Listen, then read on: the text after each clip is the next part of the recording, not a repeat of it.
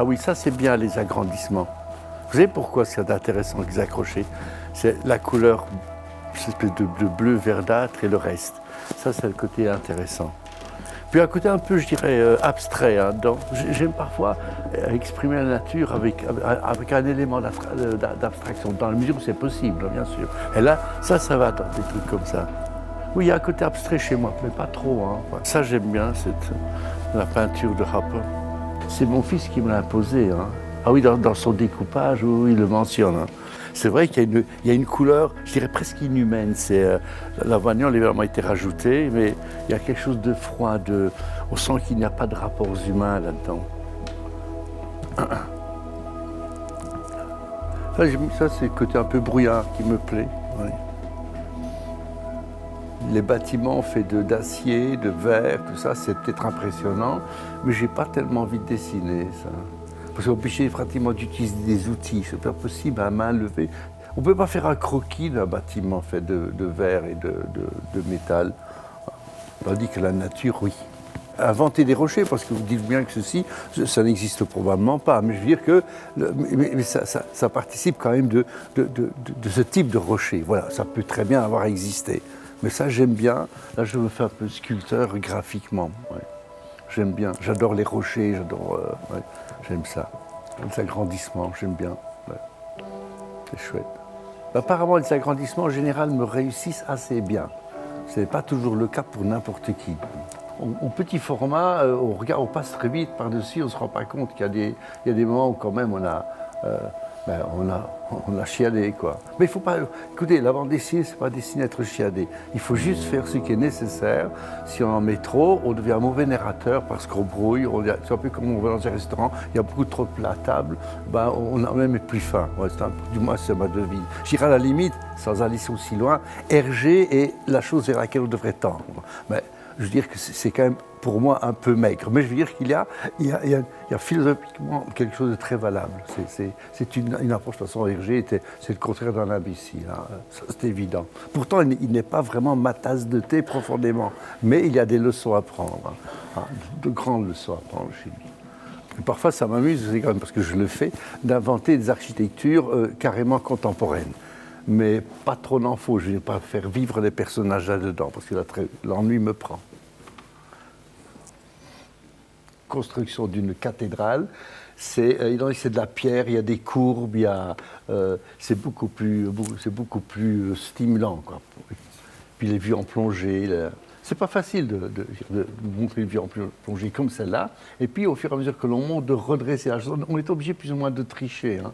D'abord, il y a une chose qui est complètement fausse là, la fameuse roue qui sert pour prélever les pierres potentielles de terre, beaucoup plus grande. Et si je n'arrive pas à le montrer dans le dessin, là, on dirait ça, une roue pour hamster. Hein. Je suis en train de me moquer de moi-même. Ça, j'aime bien, parce que j'adore l'architecture romane, les cloîtres, les églises du passé. Ça, j'aime. L'art roman me plaît bien plus que l'art gothique, parce qu'il n'est pas prétentieux, il est plus intime, il est plus, il est plus intériorisé. Greg avait ramené aux États-Unis un bouquin de très belles photos dans les années 1860, de très belles photos, et notamment il y avait cette espèce de séchage de planches. Je ne sais pas, j'ai beau le chercher, je ne le trouve plus. J'ai dû le prêter à quelqu'un, et comme en général, quand on prête quelque chose à quelqu'un, ça ne revient pas. Les grandes scènes, celle-là, je l'aime assez, je suis assez satisfait. J'aime bien sa perspective, c'est leur chantier, on sent en activité, ça me fait plaisir. Ouais. Il y a une jouissance, hein, pas partout, hein, on n'est pas toujours en état de grâce, mais enfin bon, il y a des endroits où on éprouve un véritable plaisir. C'est pas du tout que je suis un amoureux de l'art asiatique, japonais, chinois, mais il y a quelque chose là dans la démarche qui peut rappeler. Mais je ne suis pas influencé. Voilà, peut-être que je suis influencé, mais il y a peut-être longtemps, j'y ai pas vraiment prêté attention. C'est fait que ça. Enfin, c'est normal que si on fait ça, ça fait penser à l'art japonais, mais ils n'ont pas l'exclusivité. Hein, j'ai le droit de traiter les choses à ma manière aussi. Hein. Même lorsque ce sont des scènes tranquilles, il y a rarement de la sérénité. Il y a chez moi quelque chose. Mais je ne suis profondément pas serein, hein, donc je ne vais pas vous inventer ce qui n'y est pas. Oui, évidemment, là, on voit carrément, il y a la violence des empalés, là. Oui, oui. C'est assez dégueulasse hein, quand on voit cette image. C'est vraiment pas drôle. Hein, ouais. Oui, ça aussi au Katinga, ouais, les têtes coupées. Ça part de réel. Je n'ai pas inventé ça. Hein, ça se pratiquait vraiment. Hein. Aussi le pauvre papa pendu par les racistes.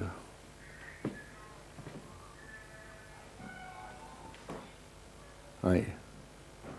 Mais j'aimais bien la fin de ce récit, ce chien qui retourne à l'endroit là, et on retrouve la case du début. On a bouclé le cercle. Mais ça, c'est pas moi qui ai inventé, c'est mon scénariste de fils. Hein, n'oubliez pas quand même que je suis quand même cornaqué par une bonne partie de mon existence et provoqué, surtout depuis un certain nombre d'années. Hein. C'est plein de défauts. À la limite, j'aime pas trop regarder ça parce que c'était les œuvres de jeunesse. Hein, en général, tout auteur, c'est un peu comme tout musicien, tout cinéaste, n'aime pas trop regarder ce qu'il a fait lorsqu'il était débutant. Je ne peux pas vivre sur un acquis. On dirait que c'est un peu comme le type qui saute à la perche, il essaiera toujours de pousser la perche un peu plus haut, parce que c'est pas pour se faire voir, non, c'est pour se rassurer vis-à-vis de lui-même.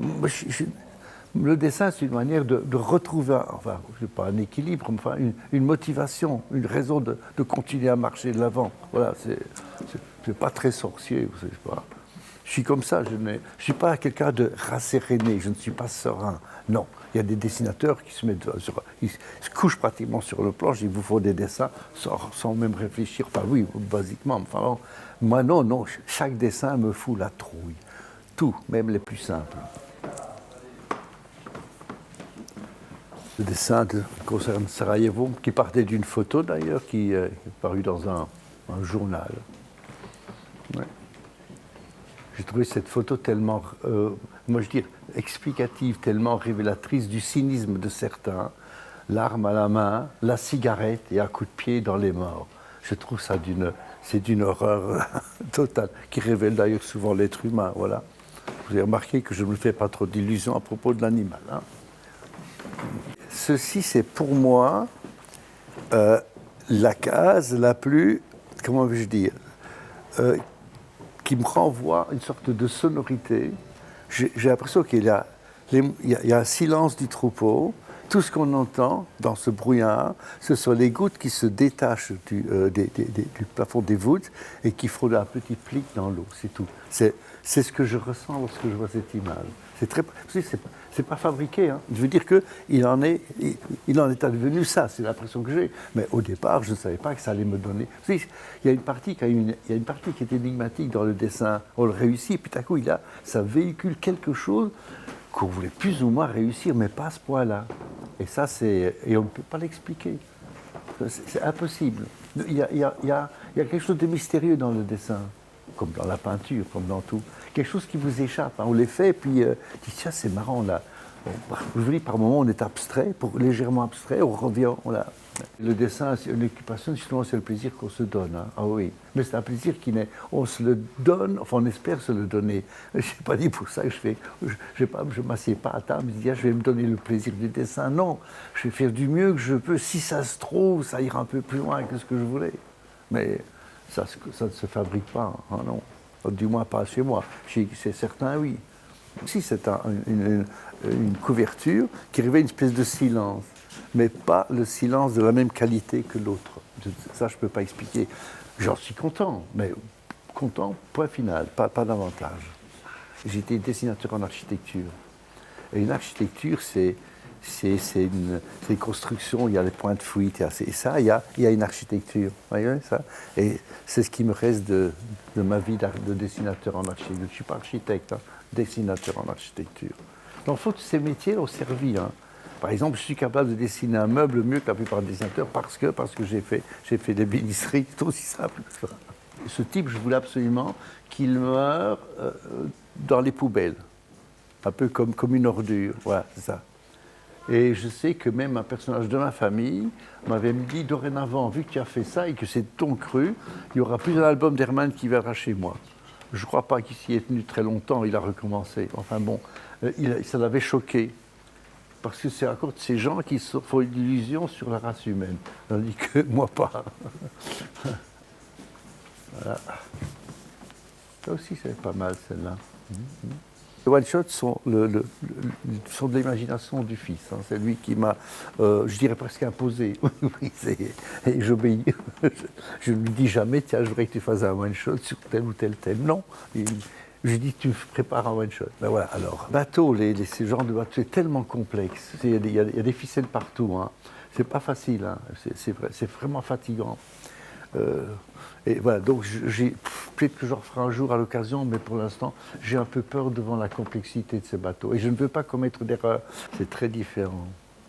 Là, il y a un côté sinistre. On a l'impression d'être en enfer, un enfer de froid, de glace, de cynisme. Oui. J'aimais bien cette histoire, Station 16, elle était bien. Là, même mon fils s'accorde à dire, c'est vrai, je dirais qu'à ce moment-là, si j'avais été Mézières, j'aurais fait peut-être quelque chose de bien. Mais voilà, c'est que moi, je n'ai pas. Autant Mézières a l'art d'inventer de ces véhicules, je dirais, qui se déplacent en l'air, ça n'est pas. Je n'ai pas cette prédisposition. Donc, il est imbattable. Alors, j'ai vu dernièrement une de ses expositions, c'était à Gijón, en Espagne, et c'était vraiment époustouflant. Le bois, les feuilles mortes, tout ça, les bois, ben, tu sais, j'ai tellement vécu là-dedans, sauf que c'est trop pâle, parce que je ne travaillais pas encore, je n'avais pas encore abordé l'acrylique. L'acrylique m'aurait permis de rendre le soleil plus, ce jaune beaucoup plus agressif, plus lumineux. Ben non, ben voilà, on pourra bien se contenter de ça vu que c'est fait. Je suis assez fortiche, je dois le reconnaître, c'est exprimer le silence de la neige. C'est pas évident. Dessiner du blanc n'est pas difficile, mais exprimer cette espèce de ce côté feutré, c'est quand on marche dans la neige, tout ça, on a, à moins de gueuler, on dirait que ça étouffe, ça vous avale les sons. Et moi j'adore cet univers, non, peut-être parce que j'ai vécu, quand j'étais gosse, sous les sapins enneigés. Donc ça reste dans la tête définitivement. Et je crois que si je n'avais pas vécu ça, je n'arriverais probablement pas à exprimer ça non plus. Ah, ça, il faut reconnaître qu'elle est. Moi, je la trouve très chouette. Je suis un peu caméléon. Je m'adapte au terrain. J'arrive à exprimer un terrain très sec, très chaud, le désert. Et puis, je peux passer au truc très humide. La preuve, c'est que la forêt équatoriale, ça pleut. Eh ben, on entend le bruit de la pluie sur les feuilles. Ben, voilà, et ça, je n'ai pas de recette. Je le fais très naturellement. Je le sens. Je suis un viscéral, hein. Je n'ai pas de démarche, je dirais intellectuelle, ou je dirais graphique particulière. Et je vais vous dire une chose, je n'ai aucun souci de passer pour un artiste, vous me dites ça. Ça, je m'en contrefiche. J'obéis à mes pulsions. Si ça plaît, tant mieux. Si ça ne plaît pas, ben, tant pis.